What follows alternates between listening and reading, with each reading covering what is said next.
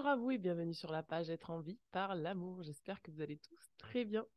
Aujourd'hui, nous allons faire une vidéo sur la colère. C'est une émotion, la colère, dont je ne parle pas souvent, mais je pense que là, c'est une opportunité pour vous parler de la colère, puisque cette vidéo sera en continuité par rapport à l'avant-dernière vidéo que j'ai faite sur la canalisation de la pleine lune. Alors souvent, on a une image de la colère qui est très très très négative. Souvent on entend qu'il ne faut pas se mettre en colère, qu'il faut canaliser sa colère, que la colère peut nous amener à faire des choses qu'on pourrait regretter. Et du coup, il y a une forme d'égrégore qui s'est cristallisée autour de cette émotion, qui est un égrégore de peur. Souvent, on peut se dire, si je laisse trop la colère m'emporter, je suis capable d'en venir aux mains, je suis capable de tuer quelqu'un, etc., etc. Tout ça, ce sont alors, c'est une possibilité, mais ce n'est pas une obligation, puisque nous avons tous le libre arbitre sur nos propres émotions. Mais c'est un égrégore qui s'est construit autour de cette émotion, comme si cette émotion ne faisait pas partie de l'être humain, ne devait pas faire partie de l'être humain et ne devait pas exister. C'est-à-dire que dans notre société, on accepte beaucoup plus la tristesse que la colère. Et pourtant, avant d'être triste, il y a un mouvement qui se fait dans l'être humain, c'est la colère. Euh, et on a tendance à refouler sa colère, alors que cette colère, justement, pourrait nous amener des informations qui nous seront nécessaires pour pouvoir avancer, pour pouvoir mettre des choses en place. Euh, et donc, pour pouvoir gérer, entre guillemets, sa colère, il faut pouvoir la laisser s'exprimer. Alors, comment laisse-t-on s'exprimer sa colère? Eh bien, tout simplement en la disant, en l'exprimant avec le corps, en l'exprimant avec des outils. Euh, mais le plus simple reste encore, à mon sens, de regarder les petits-enfants lorsqu'ils sont en colère. Que font-ils lorsqu'ils sont en colère? Ils crient, ils pestent, ils agitent les bras, ils expriment leur colère. C'est important d'exprimer la colère. Pourquoi? Parce que la colère refoulée, est une bombe qu'on se met à l'intérieur de soi. C'est-à-dire qu'à force de refouler la colère, de ne pas l'exprimer, on finit par imploser de l'extérieur. Et ça donne naissance à des maladies, ça donne naissance à de la dépression, ça donne naissance à de la résignation, ça donne naissance à de l'impuissance, ça donne naissance à plein de phénomènes et plein de choses qui désalignent le corps physique et qui finalement nous font perdre notre chemin de vue. À l'inverse, une colère qui est exprimée va nous donner la direction à prendre.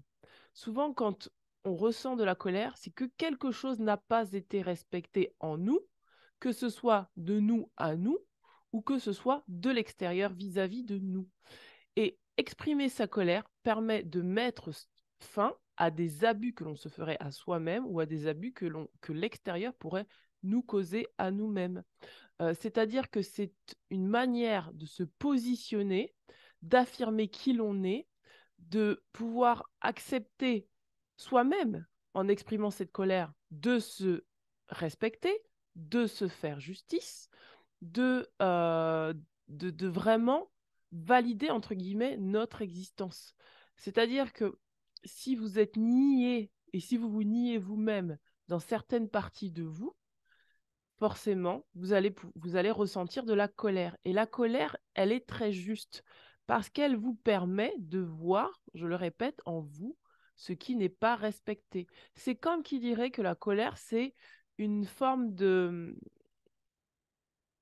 garde-fou qui fait que vous pouvez euh, voir, observer où se trouvent les limites de votre territoire, où se trouve la frontière de ce qui est vous, c'est-à-dire la frontière de votre existence, de votre aura, de vos émotions, de votre énergie, tout ce qui est autour de vous, c'est comme qui dirait la colère qui met justement cette barrière et qui vous fait prendre conscience de, bien là, ça m'appartient pas, là, j'ai du pouvoir sur ça, là, je n'ai pas de pouvoir sur ça, où s'arrête mon pouvoir, où commence mon pouvoir, etc., etc. Et, euh, et donc, du coup, c'est ce qui va vous permettre de poser des limites saines pour vous et de ne pas dépasser ces limites. Donc, parfois, on a peur d'exprimer sa colère parce qu'on se dit qu'il y a plein de choses autour, mais d'exprimer le fait que nous ressentons de la colère à certains moments permet également vraiment de se positionner et de dire j'existe. Euh, et c'est ce qui évite finalement de passer après dans une forme d'apathie, une forme de tristesse, parce que c'est souvent ça, c'est qu'une fois qu'on ressent de la colère, si la colère n'est pas exprimée, on va la laisser à l'intérieur de nous, ça va créer une forme d'apathie, une forme de déprime, une forme d'impuissance. Et là, on va contacter la tristesse. Pour beaucoup de personnes, c'est beaucoup plus simple d'écouter leur tristesse plutôt que d'écouter leur colère. Mais avant la tristesse, il y a la colère. Et c'est cette colère qui va nous donner l'énergie pour pouvoir agir. La colère, c'est une énergie de feu. Ça va nous donner le feu pour pouvoir mettre en action ce qui est juste pour nous. Alors, je ne vous dis pas de déverser votre colère à tout va, mais juste d'apprécier votre colère, d'écouter votre colère, d'écouter ce que vous dit cette colère, et de ne pas juger cette colère, mais au contraire, de vraiment l'utiliser comme une force, l'utiliser comme quelque chose qui va vous permettre d'utiliser votre énergie vitale à bon escient, qui va vous permettre de comprendre quelles sont vos limites, quelles sont vos forces, à quel endroit vous ne souhaitez pas que l'on dépasse les limites de votre territoire, et ainsi de suite, afin de pouvoir vraiment exister pleinement et être vous entièrement. Pour moi, toutes les émotions sont justes. Il n'y a pas d'émotion à rejeter. Euh, Souvent, on se dit que l'on va être dans la joie, qu'on va s'amuser, etc., etc. Et on refoule des parties de nous qui finalement ont aussi besoin d'exister. Et c'est ça qui nous fait ressentir de la colère. Or, si on accepte finalement de ressentir cette colère, ça va permettre à ce que ces parties qui sont complètement enfouies puissent fleurir et puissent germer et puissent se montrer.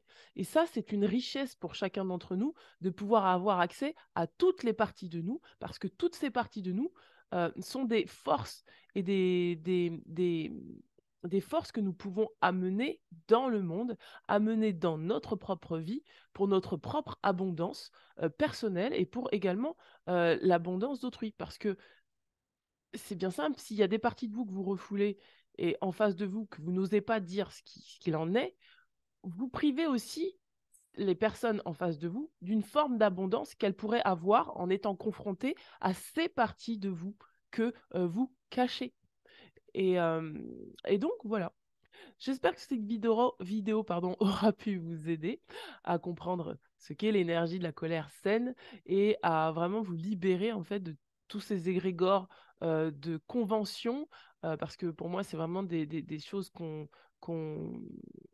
ça fait partie du bien, on va dire, du bien faire au niveau sociétal, de ne pas exprimer sa colère, de ne pas dire qui l'on est, d'être conforme euh, et d'être vraiment dans le moule. C'est à vous de choisir, en fait, si vous souhaitez être vous ou si vous souhaitez juste correspondre à un moule, et ça, c'est OK aussi, ou correspondre à ce que la société veut de vous.